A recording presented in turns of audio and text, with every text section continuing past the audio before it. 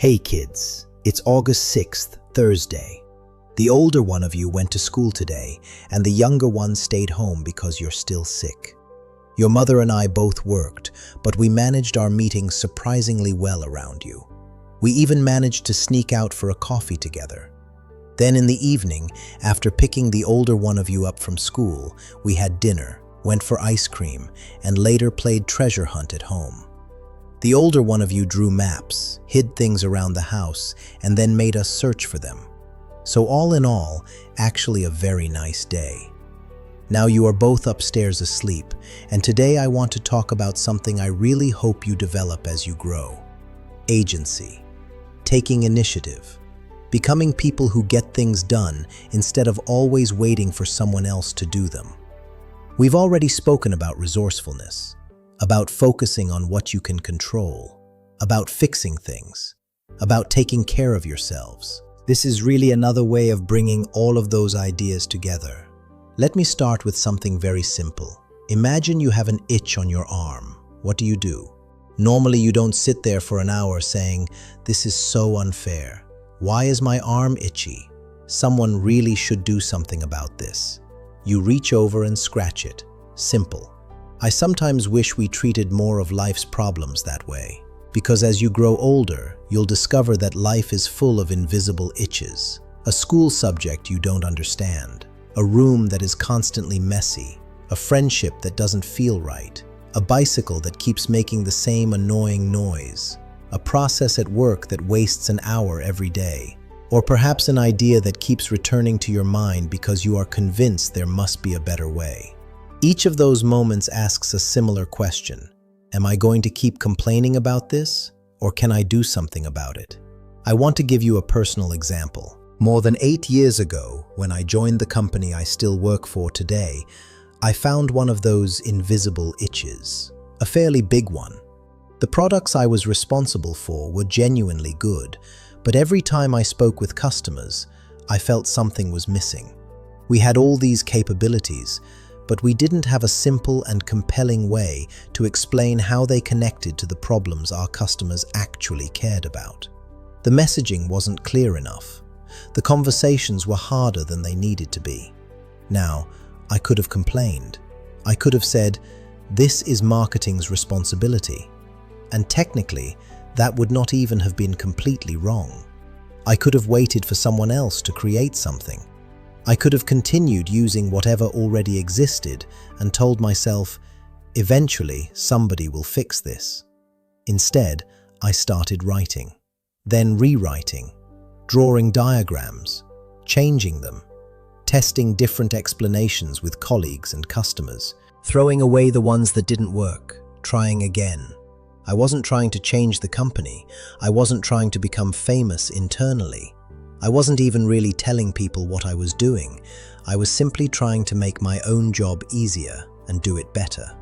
I had an itch, so I scratched it. And then something interesting happened. What I had created started working quite well for me. Then teammates began asking, "Can I use this?" That already felt incredibly satisfying. Then other teams started using it. Then more people. Eventually, leadership and marketing became involved, and over time, many of those ideas became part of the official company messaging for those solutions. Something I had originally created simply to solve my own problem ended up helping a much larger group of people. That felt brilliant. Not mainly because people eventually knew I had created it. The most satisfying part was that something useful existed that had not existed before. I had made my own work better, and somehow that made other people's work easier too. And I've noticed that this happens surprisingly often. Some very good ideas do not begin with someone saying, "I want to build something huge," or "I want to become rich," or "I want everybody to know my name." They begin with, "This is annoying. Why does this have to be so difficult? There must be a better way." There is actually a common idea in entrepreneurship called scratching your own itch. You experience a problem personally. You understand the frustration. You build something to solve it for yourself. And then you discover that thousands or perhaps millions of other people had exactly the same itch. That makes sense. If something annoys you every single day, there is a reasonable chance you are not the only human being in the world experiencing it. But I don't want you to remember this lesson mainly because of business. I want you to remember it because of agency. When something repeatedly bothers you, pause and ask, is this an itch I can scratch? Sometimes the answer will be yes. Then do something. Learn the skill, fix the process, clean the room, start the difficult conversation, ask the question, build the tool, make the call, take the first step. Do not immediately wait for permission or rescue when the solution is already within your reach. But sometimes the answer will genuinely be no. There are many things you cannot fix. I still have plenty of itches at work and in life that are outside my control. Other people make decisions, circumstances change, systems exist that I cannot personally redesign. And that is where the Stoic distinction becomes useful again. Some things are within your influence, some things are not. Wisdom is partly knowing which is which. Agency does not mean believing you control everything. That would simply create frustration. Agency means taking responsibility for the part that is actually yours. Don't become someone who automatically says, someone should really do something about this. Sometimes yes, someone should. But before you say that, ask, could that someone be me? Not because you must solve every problem. Please don't. You'll exhaust yourselves. Some problems aren't worth solving. Some belong to someone else. And sometimes your wisest choice is simply to accept something and move on. But I want your first instinct to include the possibility that you can act, that you can learn, that you can influence the situation. That matters because every time you solve a problem for yourselves, something else happens too. You become more capable. You gather evidence that says, I can figure things out. Not everything, not perfectly, but enough. And that kind of self-confidence is valuable because it is earned. You don't need to stand in front of a mirror telling yourself you are capable. You have evidence. Something was wrong. You understood it. You acted. You improved it. Then perhaps you do that again and again. Over time, you become the kind of person who does not panic every time life presents a new problem. You think, okay, what can I do?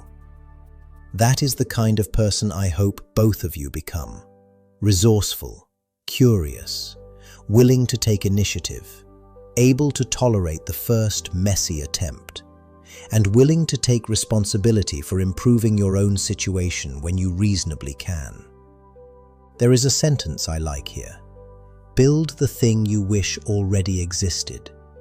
And perhaps an even broader version, become the person you keep waiting for. If everyone is waiting for somebody else to act, nothing changes. Sometimes you may simply need to be the one who begins.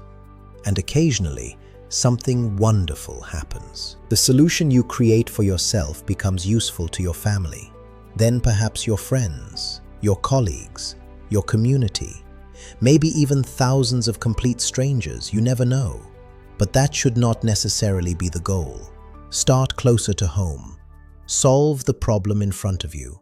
Scratch the itch you actually understand. If it grows into something bigger, wonderful. If it only makes your own life slightly better, that is still worthwhile.